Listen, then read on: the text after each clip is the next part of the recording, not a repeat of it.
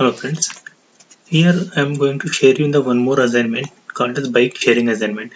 This assignment I solved during my PhD diploma course which I did from upgrad.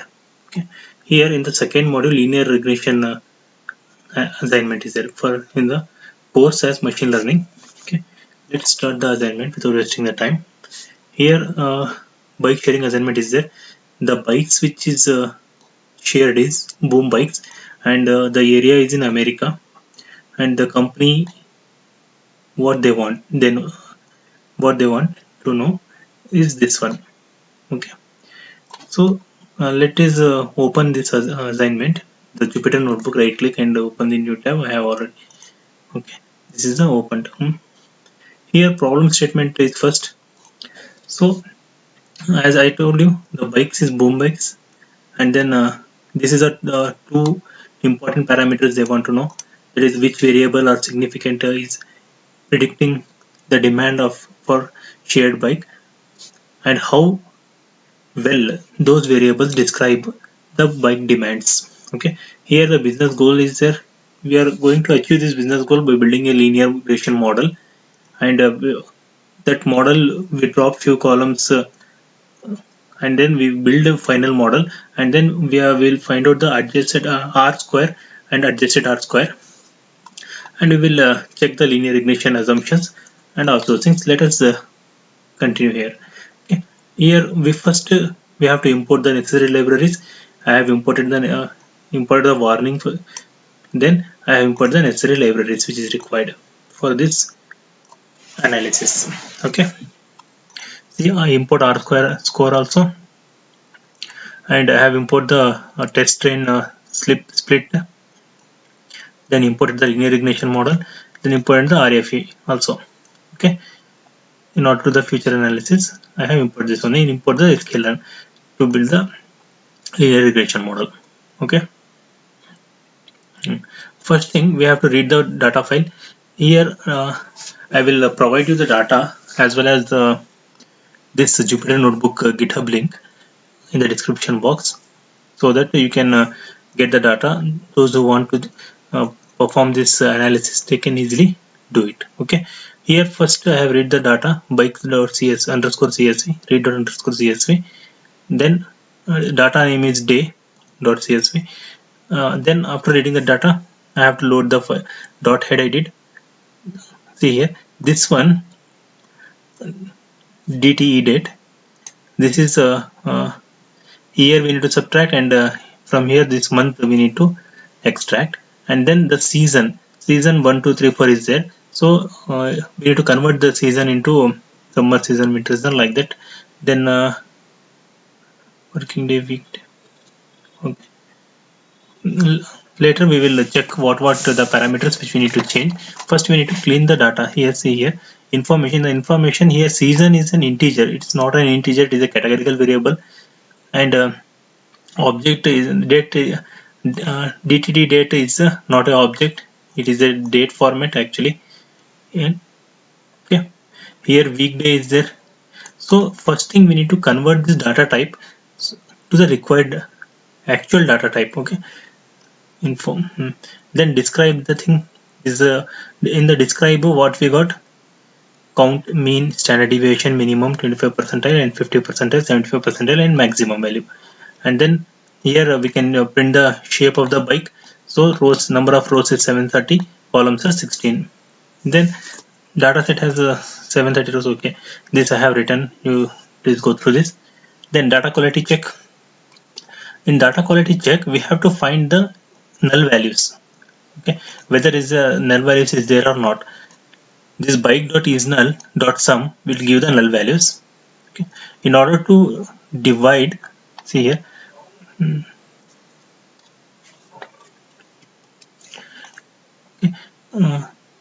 this divide with the length of the bike. Why we did is because in order to find the length for each column. Okay, for each column we have find this value will give each column wise, whereas this axis, if you perform, axis 1 is for rows. Okay, that is row wise count it will give.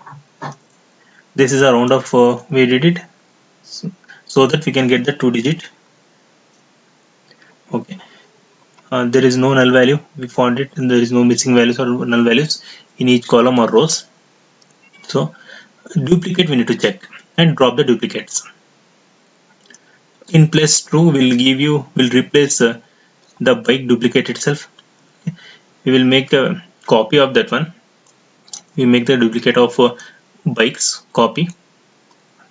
Okay, so that 7, 30 and 60 columns only there. Then here we can conclude that the zero duplicate value is in the data set. So data cleaning. Here the value count is there. Why? It's, okay. This bike value count also we did. Then this you go through this one. Here number of columns which is there. Here we can define the new columns as bike season, right? From here we can start it. Season, year, month, holiday, weekday. We can drop this casual, registered, all those things columns, so that in the new data frame instance detailed type casual and register columns are okay are dropped. So that only 12 columns will be there instead of 16 columns. 12 columns will be there, and we convert the data type into categorical variable, so that this season is divided into, see here, convert the season into this, replace 1 2 3 spring, summer, fall and winter. In place true, this will overwrite this season only, so that the value count is like this. Okay, and import the calendar. In order to convert the month, we have to import the calendar. Then we can, in place of 1 2 3 4, we can type it as Jan, Feb, March, April, like that we can do. Okay. Now we have to convert the weather list also. Here weather list is 1 2 3, whereas this is nothing but clear, mist, cloud and light snow, rain. Okay. This thing we need to remember, right? Now bike new data, whatever we have converted, according to that the season is there in that, and year, month we have converted. Okay. Now, with respect to the objects, with respect to data type is also same, it is an object only, and the month is also object because it is Jan, Feb, March, April. And then weekday, this is an object only. Okay. Like that weather list also object, so that it is a string. Like that we can do. Okay. Now we have to do the univariant and bivariant analysis. Univariant analysis, we have to use this chart. Okay, pie chart for univariant analysis, and then for bivariant analysis we have to, for categorical variables, we have to use the bar chart. Okay, these are the graphs which I have used for univariant. For univariant I have used this graph, for bivariant I have used this graph. Okay, you just go through it.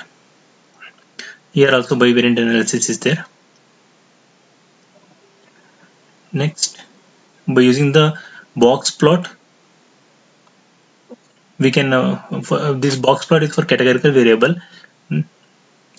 We have to create the dummy variables against the target value count. Here the count is the target variable. This count is nothing but target variable. Now what we did, we have to we find the correlation between them. So the correlation matrix we can get by using the heat map. Here we have plotted the heat map. This is the correlation. This correlate with that only. This, hence the value is 1 1 1. Okay, higher the correlation, it will always varies between minus 1 to plus 1. Okay. Again the correlation we have plotted it. Okay. Now creating the dummy variables, as I said in the above.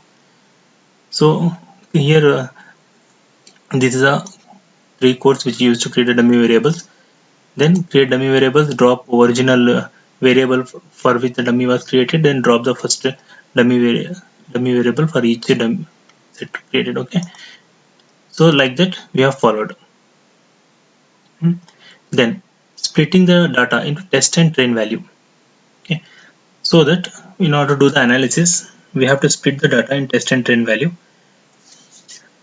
by using the random function. See, import this is the import we have to do. Then this is a random state. Okay, this is a standard actually. And one more thing, the test and train data set always have the same rows. Okay, the number of rows are same. If it is 730, then these rows are also 730. So this is the formula which is used in order to use the test and train value, so that the information here, see here, season is divided into three season. Okay, and the month here, which is month, is divided. Here weekday is also divided. Okay, see whether list is also divided, right? For train it is 510, for test it is 219. Okay, columns remains same. Now again we perform the pair plot, okay, of all numerical values. So what are the numerical values here? For all the numerical values we have plotted the pair plot. Then again we have plotted the heat map. Okay, this is rescaling the future. Okay, features. Here we are doing the recycling by minimum maximum scalar method. df dot train and df dot head, df dot train and df dot test value. Okay, this is the recycling describe building the linear model. Here x y train, x train, then pop count we have to do. This how we are going to build the linear model. This is the formula. Okay,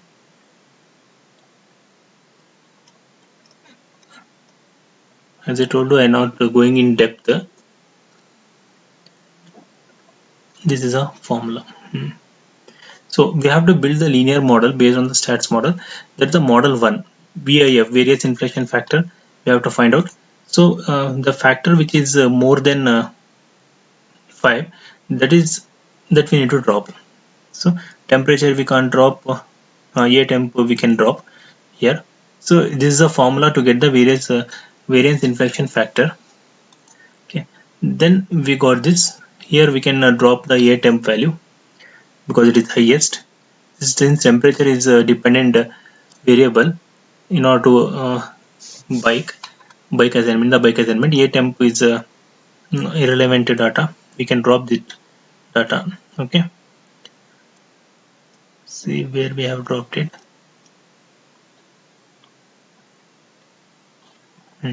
See air temp based on the VIF value.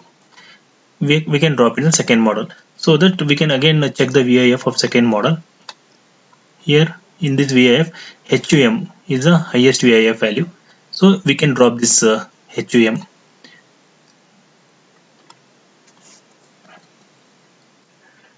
Here we have to check the R square value and P value also, but based on the VIF only we are going to drop in this assignment. Then HUM we have dropped. Okay, again we have to repeat the same step here. Okay,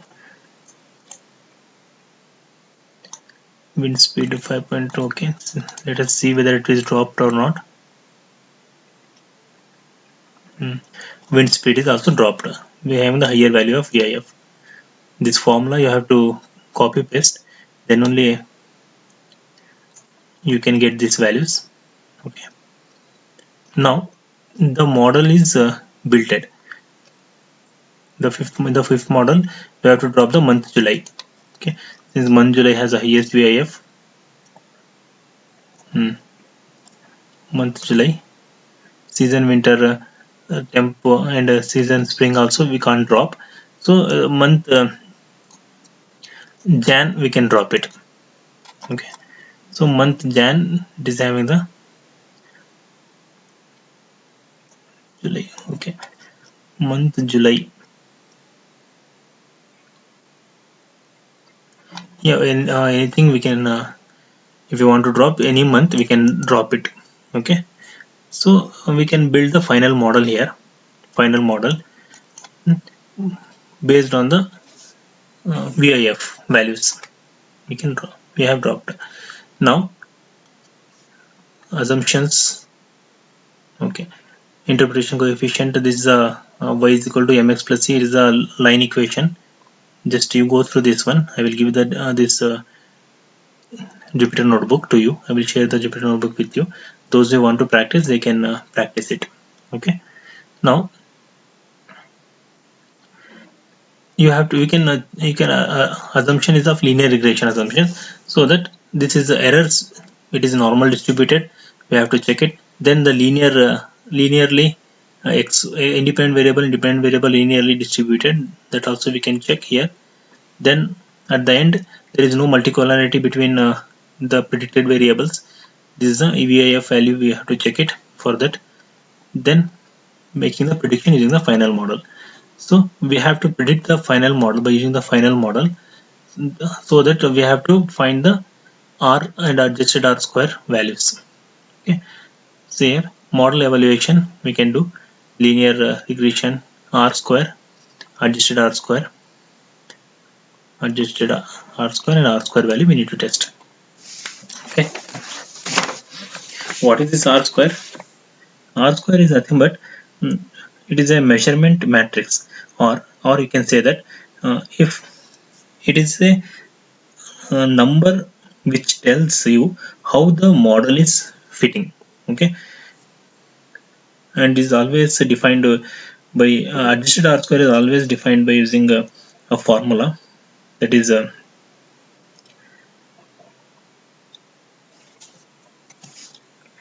1 minus 1 minus R square n minus 1 divided by n minus p minus 1. The formula is there. Adjusted R square.